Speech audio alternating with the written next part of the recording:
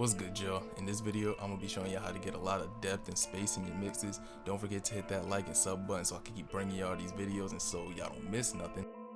You already know the music and the tutorials I give out is fire. So, and you might find your new favorite artist on this channel, so you might as well just sub up so you don't miss nothing. And with all that being said, let's get into it. You said, once I give you my heart, don't you go and play with it.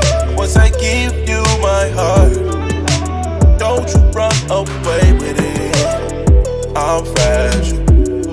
Once I give you my heart, I'm fragile.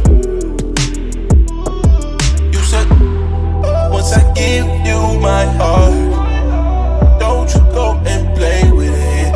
Once I give you my heart, don't you run away with it. I'm fragile. Once I give you my heart, I'm fragile.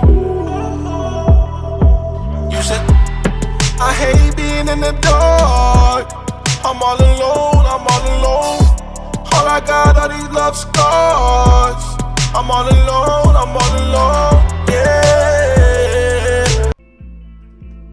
Alright, so to get that sounding how I did, I'm not gonna go over like the actual mixing of the vocals, just the reverb, but let me know if y'all want to see the actual vocal mix tutorial too.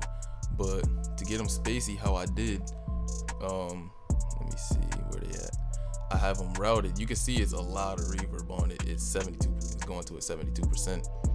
But the key to getting it reverby like this, but not overly, like not drowned in the reverb, is first the type of reverb you're using. I'm using a plate on this, a smooth plate, and I'm using Valhalla Vintage Verb. And you see, when you're using a send, you gotta have the mix 100%. And then I have the pre-delay. The pre-delay is what matters the most, that and the decay, but mostly the pre-delay. You wanna have a pre-delay that's not too short and not too long. Like, you wanna find something in like the 30, 40, maybe 50 range, depending on the BPM of your song.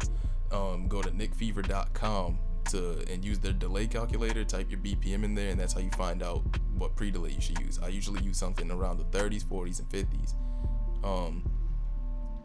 So yeah, I use that. You cut some of the lows out, cut some of the highs out, even though we're gonna do that with an EQ later. The size is on 100. You want the biggest size reverb. Decay, I'll use a short decay time because you don't want it to be, if it's a long decay time, you get it like, it'll start sounding all washed out. You don't want that. This is how I EQ'd the reverb. I took like all the lows out, a lot of the highs out, so it's just the mids, and then I ducked this right here. So that'll sound like this. Once I give you my heart, don't you go and play with it. Once I give you my heart,